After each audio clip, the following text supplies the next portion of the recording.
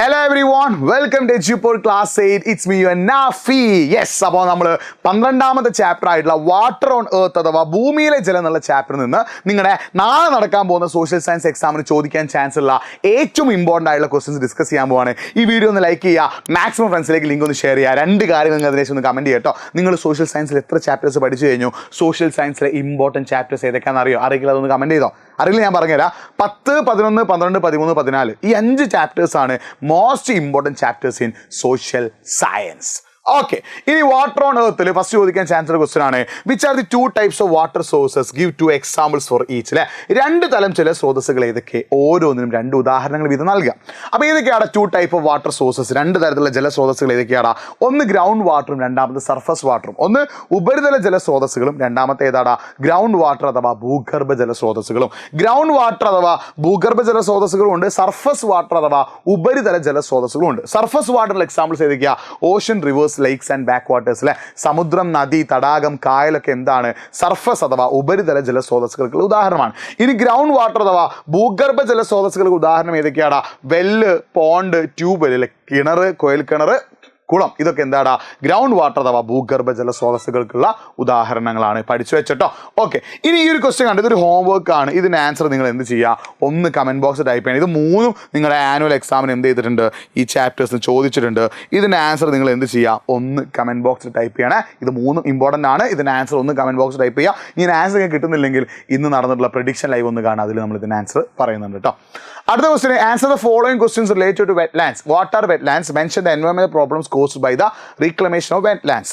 തണ്ണീർത്തടങ്ങൾ എന്താണ്? തണ്ണീർത്തടങ്ങൾ നികത്തുന്നത് മൂലം ഉണ്ടാകുന്ന പാരിസ്ഥിതിക പ്രശ്നങ്ങൾ സൂചിപ്പിക്കുക. എന്താണ് തണ്ണീർത്തടങ്ങൾ എന്ന് പറഞ്ഞാൽ? Wetlands are natural sinks of surface water. അല്ലെ, ഉപരിതല ജലം സംഭരിക്കുന്ന സ്വാഭാവിക ഇടങ്ങളാണ്. അതായത് മഴ പെയ്യുമ്പോൾ കിട്ടുന്ന വെള്ളം ഉണ്ടല്ലോ, ആ വെള്ളം സംഭരിക്കുന്ന നാച്ചുറൽ സിങ്സ് അഥവാ സ്വാഭാവിക ഇടങ്ങളെ വിളിക്കുന്ന പേരാണ് എന്ത്? വെറ്റ്ലാൻഡ്സ് അഥവാ തണ്ണീർത്തടങ്ങൾ. ഈ വെറ്റ്ലാൻഡ്സിനുള്ള എക്സാമ്പിൾസ് ഓർത്ത് വെക്കുക. ഏതൊക്കെയാണ്? പാഡി ഫീൽഡ്, നെൽവയലുകൾ, സ്വാമ്പി റീജൻ, ചതുപ്പ് നിലങ്ങൾ, പോണ്ട്, കുളങ്ങളൊക്കെ എന്താണ്? ഇതിനുള്ള എക്സാമ്പിളാണ്. ഈ വെറ്റ്ലാൻഡ്സ് റീക്ലെയിം ചെയ്യാൻ ഈ നെൽവയലും കുളങ്ങളൊക്കെ നമ്മൾ നികത്തുന്നുണ്ട് അല്ലേ, അത് നികത്തിയാൽ എന്താ സംഭവിക്കുക? ഒന്ന്, lowering of water level in വെൽസിൽ എന്ത് ചെയ്യുന്നു?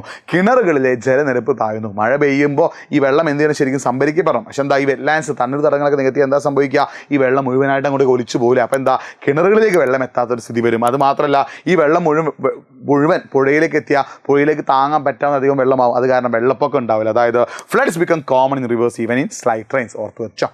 അടുത്ത ക്വസ്റ്റ്യൻ എന്താണ്? Explain the activities that help in the surface run off harvesting. ഉപരിതല നീരൊഴുക്കിന്റെ സംഭരണത്തിന് സഹായിക്കുന്ന പ്രവർത്തനങ്ങൾ വിശദീകരിക്കുക. ഇതിന് അധികം എക്സ്പ്ലനേഷൻ കൊടുക്കേണ്ട, ഈ പോയിന്റ്സ് അങ്ങോട്ട് ആൻസർ ആയിട്ട് എഴുതിയാൽ മതി. ഒന്ന് എന്താണ്? കൺസർവേഷൻ ഓഫ് വെറ്റ്ലാൻഡ്സിലെ എന്താണ്? തണ്ണീർത്തടങ്ങളുടെ സംരക്ഷണം. 2, പ്രൊട്ടക്ഷൻ ഓഫ് ഫോറസ്റ്റിലെ വനങ്ങളുടെ സംരക്ഷണം. 3, ടെറസ് ഫാമിങ്ങിലെ ബഹുനില കൃഷി. 4, കൺസ്ട്രക്ഷൻ ഓഫ് ചെക്ക് ഡാംസ് അല്ലെ, അതായത് തടയണകളുടെ നിർമ്മാണം. കൺസ്ട്രക്ഷൻ ഓഫ് മഡ് വാൾസ് അല്ലെ, മൺഭിത്തികളുടെ നിർമ്മാണം. Digging of rain water percolation Pitt's അല്ലെ, മഴക്കുഴികളുടെ നിർമ്മാണം. ഇതൊക്കെ എന്ത് ചെയ്യാറുണ്ട്?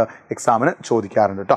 അടുത്ത ക്വസ്റ്റ്യൻ എന്താണ്? What are the ill effects of water pollution? ജലമലിനീകരണത്തിന്റെ ദൂഷ്യഫലങ്ങൾ എന്തൊക്കെയാണ്? ഇൽ എഫക്ട് ഓഫ് വാട്ടർ പൊല്യൂഷന്? ഒന്ന്, it effect the availability of fresh water. ശുദ്ധജലത്തിന്റെ അളവിനെ കുറയ്ക്കുന്നു. അത് കുടിക്കാൻ വെള്ളം കിട്ടാത്ത ഒരു അവസ്ഥ വരുന്നു. അത് മാത്രമല്ല, it led to the pollution of land and air. ഭൂമിയുടെയും അതേപോലെ തന്നെ വായുവിന്റെയും മലിനീകരണത്തെ കൂടി ബാധിക്കുന്നു. അത് ലാൻഡിനെയും എയറിനെയും പൊല്യൂട്ടാക്കുന്നു അല്ലെ, ഭൂമിയെയും വായുവിനെയും എന്ത് ചെയ്യുന്നു? പൊല്യൂട്ടറാക്കി മാറ്റുന്നു. അത് മാത്രമല്ല, the survival of plants and animals are put in danger അല്ലെ, മനുഷ്യരടക്കമുള്ള ജീവികളെയും ഒരുപാട് ചെടികളെയും എന്ത് ചെയ്യുന്നു? അവരുടെ നിലനിൽപ്പിനെ തന്നെ ബാധിക്കുന്ന ഒന്നാണ് എന്ത്? വാട്ടർ പൊല്യൂഷൻ അഥവാ ജലമലിനീകരണം. പഠിച്ച് വെച്ചിട്ടോ.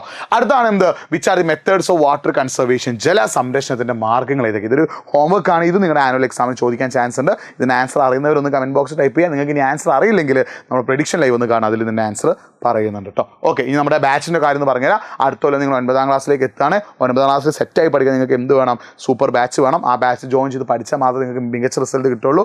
3,999 ഫീസെങ്കിലും ആദ്യം ജോയിൻ ചെയ്യുന്ന 1000 ആളുകൾക്ക് 2,999 കേട്ടോ. നന്നായി പഠിക്കുക, ഉഷാറായി പഠിക്കുക, സൂപ്പറായി പഠിക്കുക. എല്ലാവർക്കും എല്ലാം സെറ്റ് ആവട്ടെ. 8ാം ക്ലാസ്സിലെ സോഷ്യൽ സയൻസ് എക്സാം ഈസി ആവട്ടെ. ഇമ്പോർട്ടൻറ്റ് ചാപ്റ്റേഴ്സ് ഓർത്ത് വെച്ചോ. 10, 11, 12, 13, 14 ഈ 5 ചാപ്റ്റേഴ്സാണ് ഇമ്പോർട്ടൻറ്റ്. നന്നായി പഠിക്കുക. നന്നായി പഠിച്ച് നിങ്ങൾക്ക് ബെസ്റ്റ് റിസൾട്ട് വരും. എല്ലാവർക്കും ഓൾ ദി ബെസ്റ്റ് മക്കളെ. Thank you.